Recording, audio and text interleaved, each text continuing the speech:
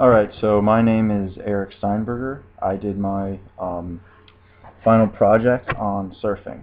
Surfing has been my hobby for a long time now, and it's just something I really enjoy doing, and feels like it's a good topic to talk about. So let's get started. Just a brief history to go over surfing. It's been around for thousands of years. Ancient cultures and like their ancient books and stuff along the Polynesian islands, the various islands in the Pacific, had pictures similar to the one shown here of men riding long planks of wood in with the waves. The first actual written document of surfing was by Lieutenant King along Captain Cook's voyages when they visited Hawaii. In 1779, he wrote in his journal about these princes on the Hawaiian Islands who would have these contests of riding waves in on wooden planks on wooden boards. So there's several different kinds of surfboards you can ride, which pretty much defines the style of riding. So you have longboards, which are, as the name implies, long surfboards. They're very buoyant. They're easier to paddle and catch smaller waves, but because they're so big, they're harder to maneuver. And usually longboarding is about an aesthetic style. Then there's shortboarding, which are shorter surfboards. These are harder to paddle and catch the smaller waves because they're shorter. They don't have as much buoyancy. However, they are easier to use in bigger waves because you can duck dive the board. You can dive underneath the crashing waves with the smaller board. And usually it's a more aggressive style, which I'll show you in the next couple slides. And then lastly, there's stand-up paddleboarding, which a lot of surfers would say doesn't count as surfing, but you can still ride waves on them, so I figured why not throw it in there with the other two. These are very long, wide, thick boards. They're big. I have a stand-up paddleboard, and it's 12 feet long, it's 26 inches wide, and it's 4.5 inches thick. Weighs about 30 pounds. So basically what you do is you stand in the middle, you stand on them, and you use a paddle, a long paddle to propel yourself forward. These are advantageous because you can catch very, very little waves with them, just tiny little waves you see sometimes during the summer. You can get because the board's so buoyant and you can propel yourself forward with that paddle even when you catch the wave.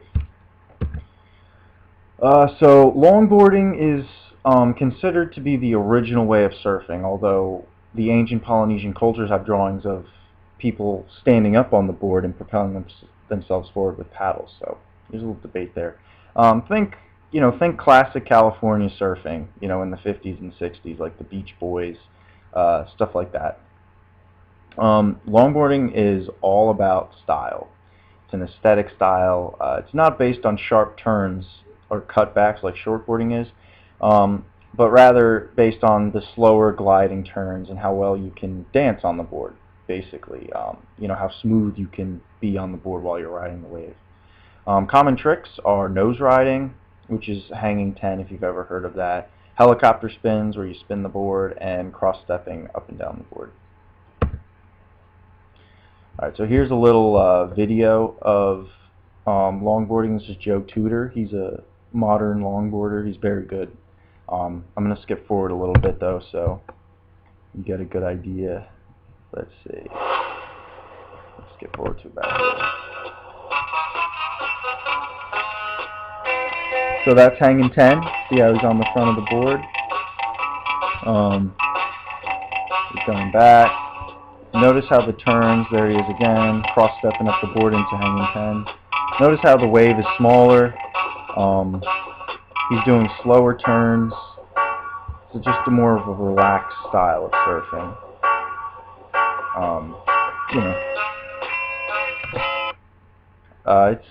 It's fun. Longboarding is very fun. It's I have a longboard and I love it.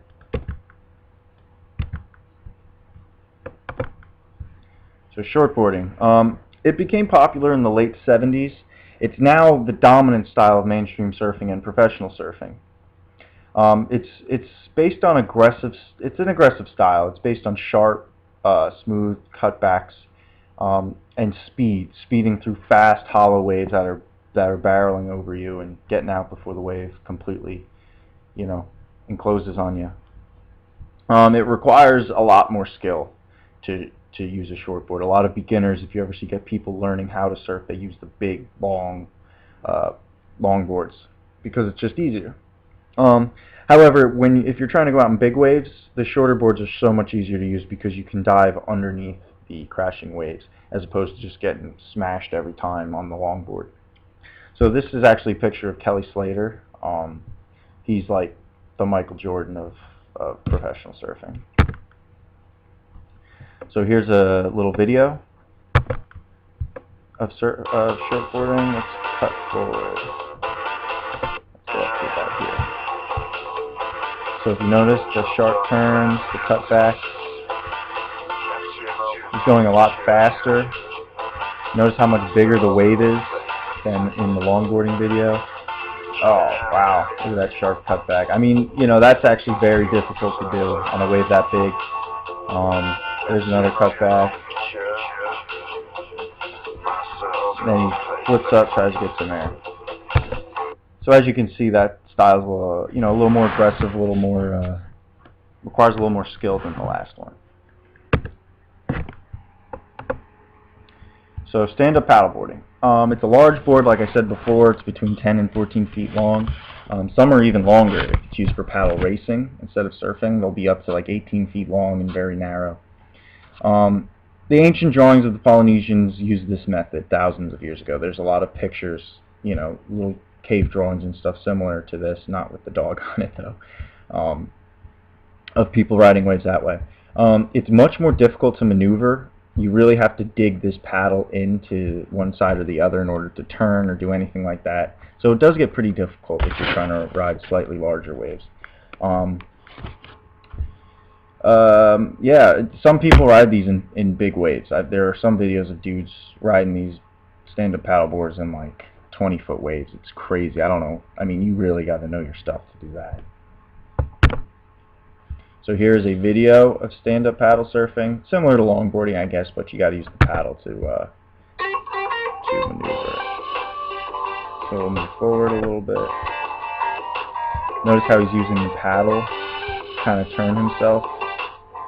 See how he's kind of cutting back using the paddle. And he paddles onto the wave, he gets onto it, uses that paddle to turn and cut back. There's a little spin move. Yeah, you get the idea. So it's, you know, it's a fun way. Either one of those three ways are very fun. Shortboarding is probably my least favorite, I would say. But, you know, to each their own. So the types of surf breaks are beach breaks. This is basically the entire east coast of the United States, except for Florida, I think, has some reef breaks, and I know up by Maine they have some point breaks. But beach breaks are waves that break due to the formation of the sand along the shoreline, sandbars. So all of New Jersey are sandbars, and most of the East Coast, as I said. These are kind of like the lowest level waves. They're usually much shorter in length, and they usually tend to kind of break all at once or close out instead of gradually breaking, allowing you to ride the wave longer. And the location of a surf break will constantly shift because sandbars form and reform depending on the current and storms and stuff like that. So, you know, a good break in the fall ends up being a, you know, not so good break the next fall because, you know, the sand just moves around, and, you know, good waves depend on that, you know, depend on how the sand is formed. Point breaks, they're waves that break due to an obstruction in the path, which causes the wave to slowly break to its right or left. These usually offer the best waves, the longest, the most best formed waves. So basically any type of cliff, even like a really big jetty or pier, can actually act as a point break sometimes. You know, anything that just kind of makes the wave break at one point and then it just goes to its left or right. And the last is reef breaks. So reef breaks are essentially the same as a sandbar, except instead of it moving around with the ocean currents, reef breaks are pretty stable. They sit in the same spot, and it doesn't cause the wave to the break to move around, you know, because it's constant. and reefs can usually hold much larger surf because, you know, the sand doesn't get moved around with bigger surf. So I couldn't find a video of a beach break, but here's a picture of one. I believe this is in California, San Onofre, California, actually. So as you can see, you know, the waves are kind of breaking, you know, and then there's some room to ride, so you could catch this wave, ride it for a little bit, and then that's it. So this is mostly like New Jersey. Okay, here's a video of a point break. This is in Peru. So if you notice how pretty much perfect that wave is. It's just gradually breaking, it's just moving perfectly, and you can see in the background it just lines up forever. So it just keeps going. I mean, those are perfect waves. I mean, you don't get much better than that. Gradually, you just kind of, you know, stay right in the curl and just ride it for as long as you can. And here's an example of a reef break. This is a Pipeline in Hawaii. It's a very, very famous break.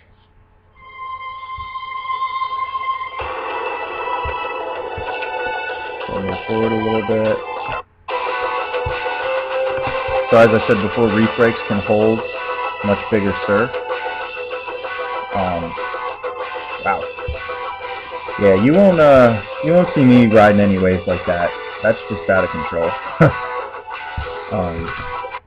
And the dangers of these reef breaks are that if you fall and you get, you know, crushed by the wave, you're hitting very sharp coral reef instead of soft sand, which can hurt really bad. So there are some negative aspects to surfing I just wanted to go over real quick. So the biggest is actually the paddling position. When you're lying on your back and you have to push your chest up to see the waves and use your arms to propel yourself forward, is called the prone paddling position. It can really mess up your lower back if you're not careful. That hyperextension that that form of the hyperextension you put in your lower back can really hurt. Obviously there are dangers with sharks, sharp reefs, hostile locals, you know, guys who surf the break all the time and feel you know, like they own it. Rip currents, drowning, all that type of stuff. Basically, you just got to know your limits. Alright, but there are a lot of benefits of it. It keeps you in great shape. It's very fun. It's a way of connecting with a higher power. It's a way of connecting with nature. It's a great way to de-stress, and it always keeps you wanting more. You know, as you ride, you know, a 2-foot wave, and the next time you ride a 3-foot wave, and then you ride a 6-foot wave, and then a 10-foot wave, and you just kind of keep moving up. You know, there's always room to improve. And it doesn't really get old because every wave is different. You can ride beach breaks, point breaks, you know, combinations of both, reef breaks, whatever you want. So that's it. I hope you enjoyed my video and my presentation on surfing, and you know, maybe it inspired you to go out and try it, or maybe you are a surfer and you know what I'm talking about. Either way. Alright, thanks for watching.